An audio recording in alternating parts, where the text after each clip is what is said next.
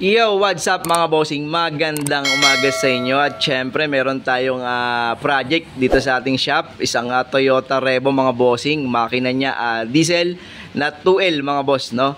Ang issue ng ating Revo mga bossing kadalasan, syempre ito na naman yung nagiging problema. Pagka nabababad sa traffic, mahina ang lamig or humihina o tumatabang yung lamig ng ating aircon.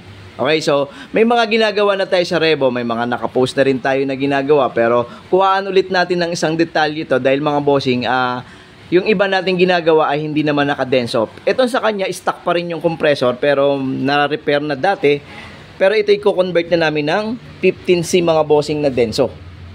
Okay, so i-dedenso na natin yung ating compressor at yung ginagawa na natin sa ating Revo na nagkakaroon tayo ng additional na isa pang condenser. So bali dalawang condenser ang i-build natin dito sa ating Revo. Kasi nga ang ating compressor mga bossing, pagka masyadong power o malakas, kailangan matanggal yung heat para hindi magkaroon ng high pressure. Tapos ang maganda sa gagawin natin mga bossing, meron tayo ngayong na-discover na medyo mas malakas na wattage or malalakas na pan na pwede sa mga singitan dahil medyo manipis lang naman mga bossing, halos kahawig ng ating mga 10 blades, pero ang RPM or ang watts ng ating ikakabit ay nasa 120 watts. So mas malakas ito kumpara sa mga regular o yung ating mga nakikita na 10 blades na mga kinakabit natin mga bossing sa ating mga additional na condenser or sa dinadagdag natin sa condenser. Kaya ang setup na gagawin natin dito mga bossing, titingnan natin kung mas maganda ba kumpara sa, kasi may offer tayo na hindi galawin ang compressor o hindi baguhin ang compressor, rotary type pa rin siya. Pero dahil nga naritoke na to, ang advice natin at least man lang bago ulit na ganito kung ayaw ng conversion. Pero mas power nga ang denso, mas maganda mag-pump ang denso, kaya yun ang in-offer din natin at yun din naman ang gusto ng ating kliyente, si denso. O kaya titingnan natin to mga bossing mamaya kung ano yung makukuha nating improvement. Pero medyo matagal na trabaho ito. Baka antayin namin yung panibagong sikat ng araw kinabukasan para ma-tasting natin, makuha natin na eksaktong reading. Dahil mahirap magkuha ng reading mga bossing pagka malamig ang panahon or walang araw. Para pagka tinesting natin, alam na agad natin kung goods yung ating trabaho or may kailangan pa ba tayong i-adjust. Pero sa mga ginagawa namin mga bossing sa dalawang condenser, good naman yung nakukuha nating reading at response ng lamig. Hindi tayo nag-a-advise dun sa ilalim dahil nga pagka mababa ang ating position ng ating condenser, mas delikado siya sa ating baha. Pagka nabaha, syempre yung ating pan mabilis masira kung mapapasukan siya ng tubig. Tapos hindi mo siya mamomonitor na gumagana ba yung pan sa ilalim. Kaya hindi tayo naglalagay sa ilalim. Maganda sana kung meron sa ilalim para yung daloy ng refrigerant dalawa at hindi na masyado mainitan pa yung radiator. Unang bagsak sana ng pump ng compressor sa ilalim muna, yung heat dun muna mapupunta bago lumipat dito sa harapan para yung katabi ng radiator natin hindi na masyado nahaharangan. Pero ang problema nga lang kasi dun mga boss, may problema tayo pagdating sa baha or hindi na mo-monitor yung ating condenser. Kaya dito tayo naglalagay na ng mas, wala kasing papasok na mas malaking condenser, kundi dalawa lang talaga. Pero effective naman yung mga nagagawa natin ganito dahil sa dami ng mga Revo na ginawa natin, hanggang ngayon naman wala naman silang problema dun sa response ng lamig at tibay mga bossing. Kasi kung walang high pressure, hindi maghahanap ng lalabasan yung refrigerant natin o hindi mapipersa yung ating compressor. O yung mga bossing mamaya, tinesting na rin namin to. May lamig naman talaga siya pagka umaga. Hindi na rin natin pero testingin na rin natin, kuha natin ng reading, tapos kuha natin ng lamig sa loob. Mga bossing, in-start na natin, kuha natin ng reading para meron tayong basihan mamaya. Naka-off pa yung aircon.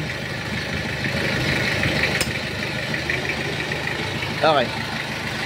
On ng aircon, meron tayong low side 40. High side natin 200, pero tumataas mga boss eh. Kaya kabubukas lang ng aircon. So medyo mataas yung ating high side kung pagbabasihan natin yung oras. Ngayon mga bossing, alas 8. Pero nag-automatic eh. Tingnan natin, taas muna natin yung thermostat.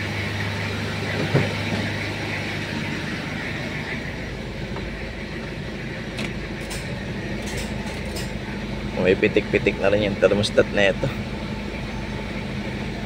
Okay, tingnan natin yung thermometer natin dito.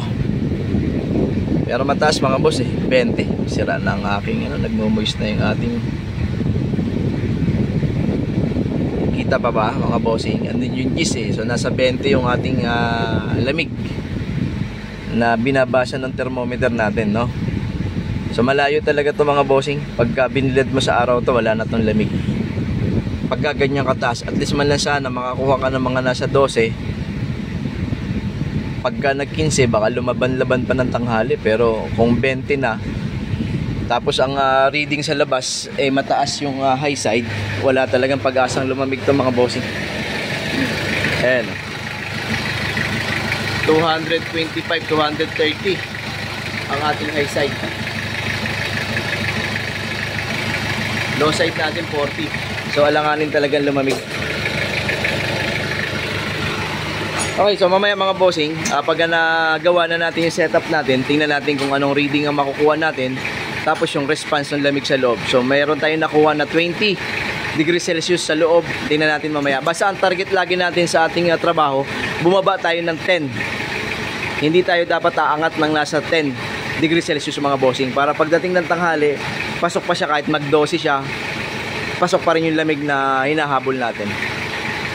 Okay, so papababa muna natin lahat to para masimulan na natin to. Eto na mga bossing, na ibaba na natin yung ating mga pyesa. Siyempre, tanggal na ang compressor, tanggal na natin yung bumper sa condenser. Iniwan lang natin tong radiator, pero may nakita tayong leak mga bossing dito. So papagawa na natin to. So, alam na nung may-ari na may problema tong radiator niya. Sasabay na lang yan. At andito na yung ating compressor na ikakabit. Denso, 15 sila mga bossing. Yun ang tatarget natin dito sa ating 2L na Revo na to. Evaporator sa harap mga bossing, serpentine pa siya, sobrang dumi, tsaka yung likuran. So pinapa-flashing lang muna natin to, tapos testingin natin to kung may leak o wala mamaya. Rear evaporator mga bossing, eto na, madumi rin. So kaya yung isang concern ng ating kliyente na mahina ang buga ng hangin, isa sa dahilan yan kung bakit di magkakaroon ng tamang response ng buga ng hangin mga bossing. So naka-flashing na rin to, ililigtas na lang tapos linisan.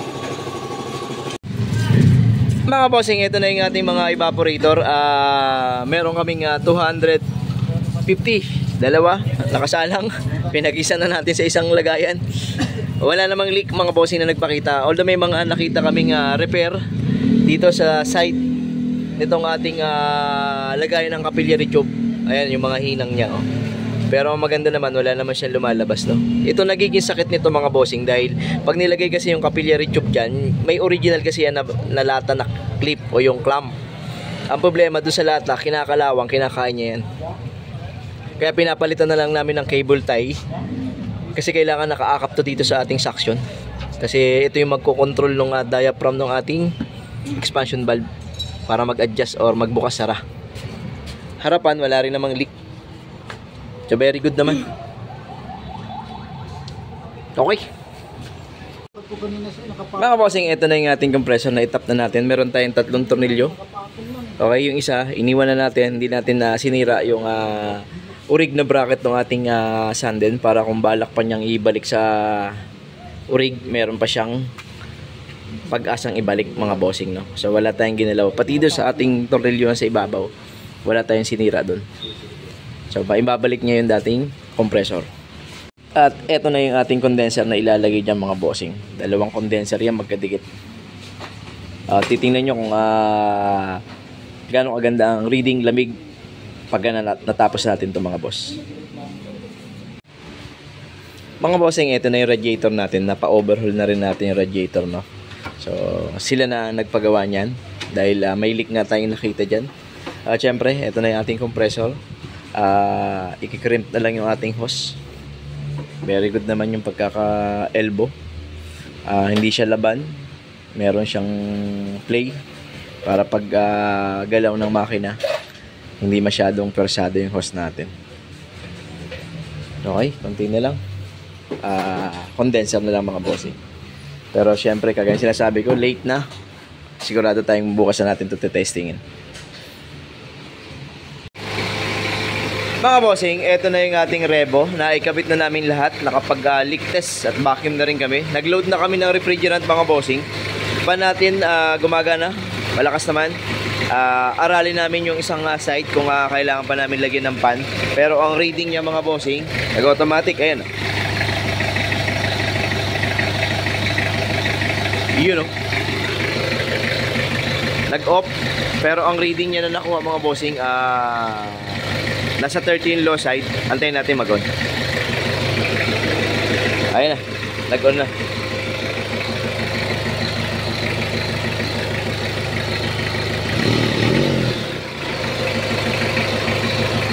Okay, low side niya mga bossing, andun yung 50. So ibig sabihin 10, 20, 30. Mababa sa 30. High side natin 120, 150. Okay, so oras pa lang mga bossing, alas 7. Baga pa. So ang problema natin, baka hindi sumikat yung araw, medyo makulimlim. Pero palagay ko naman yung reading na 235 ba nung reading. Ayun, nag-automatic na naman. 235, alam ko mga boss basta lampas siya ng 200 plus. Mga same oras din yung tinesting natin dahil dumating tumaga. So parang wala pang alas 8 yun nung nag-tasting tayo nung umaga. Pero mataas talaga ang reading kagad. So ngayon, pupunuin ko lang ng refrigerant. May glass din naman mga bossing, pero nag-base pa rin ako dun sa karga natin dahil sa mga dalawang condenser natin na nakagaganito, inaaral lagi namin kung ilan yung nakakarga namin base sa glass at saka dun sa ating grams or yung kilo o guhit ng ating niloload na refrigerant. Kasi may mga setup mga bossing na iba-iba, kagaya ng orig na compressor. Tapos dalawang condenser na ginagawa namin, yung Sun10. Iba rin yung Denso ang nakukuha na reading at saka load ng refrigerant. So may mga pagkakaiba ng konti, no, pero hindi naman ganun kalayo.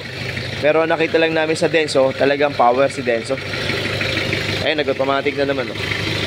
Punuin ko lang ng konti, tapos kuha tayo ng reading sa loob. Ang nakuha nating lamig kahapon mga bossing na umaga, mga nasa 20 degrees Celsius, no.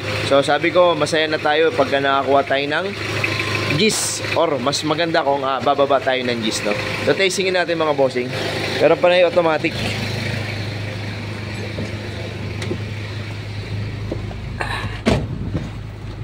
Okay, hangin niya naka number 2, thermostat niya naka 3-port. Tapos ang lamig na meron siya ngayon mga bossing ay nag-automatic. Nasa 8 mga bossing. May moist na kasi yung ating thermometer. Pero naka-off yan mga bossing pero yung lamig yun, nag-on ulit. Di kita. Lagyan natin ilaw. Yan. Di pa rin kita. Nagmo-moist yung ating thermometer mga bossing. Pero kagaya sinasabi ko yan mga boss, mababa na sa gis. Kung nakikita nyo din sa ating video, pati kamay ko nanginginig na. 20 nung tinesting natin to, pero ngayon kaya niya mag-7. Pagka hindi nag-o-off ay nakasagad na sagad pa natin. Kapag hindi nag-o-off mga bossing, bumababa siya ng 6. Okay, so effective talaga itong ginagawa natin dito sa ganitong Rebo mga boss, no. Napatunayan na namin yan. Ngayon merong in-request pa ako sa ating kliyente na tinanggal niya yung carpet niya. So mainit to mga bossing pagka mainit ang panahon. So kailangan maibalik niya yung carpet para at least yung heat ng chassis hindi na madagdagan dito sa loob. Magkaiba pa yung init ng pasahero, upuan mga bossing. Syempre kung patay na ang tent, magkakaiba lahat yan. So papasok sa loob yung init na pwedeng makapagpahirap do sa response ng lamig ng ating aircon.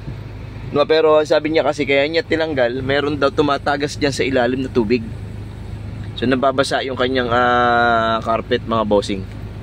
O kaya niya tinanggal, no. Pero papasoli natin yan kasi malaking bagay mga boss yung ating carpet para i-block yung ating heat ng chassis. Okay, so panay automatic kahit nakasagad. Pero natutuwa tayo dahil mababa na sa gis yung ating nakuha. Ayan, nag-off na naman Pero kaya niya mag-5 mga bossing. So kahit na uminit, kung nagsising ko siya ngayon mga boss, kahit uminit siguro palagay ko yung GIS 11-12, hindi siya mahihilaw sa tanghali, no? Kasi na experience natin yan na pagka nakakuha tayo ng mga ganyan, pag tanghali, kaya pa rin niya mag-GIS. So kaya pa niya magpa-response ng lamig mga bossing. Okay yun lang, obserbahan lang namin, wala tayong makukuhang araw ngayon dahil medyo makulimlim nga. May-ari na magpapatunay nito at sana makapag-comment siya rito sa ating trabaho at kung may mali na mapapansin sa ating trabaho ang ating kliyente o itong ating customer, walang problema, i-correct pa natin yan, no? Pero ngayon hanggang yan lang muna yung ating makakaya. Mga boss, may isang ang maganda kaya sinasabi ko na ayaw ko naman siyang gawin. Yung nilalagay natin yung ating condenser doon sa ilalim ng chassis o doon sa may differential mga bossing, yung pinakang dulo sa taas, no, nilalagay natin yan doon. Kaso ang problema nga, hindi mo mamonitor yung condenser fan, hindi mo mamonitor kung madumi o hindi yung condenser. So kailangan doon matinding maintenance. Hindi ka mukha nung nandiyan sa harap, kaya nilang sprayan ng tubig.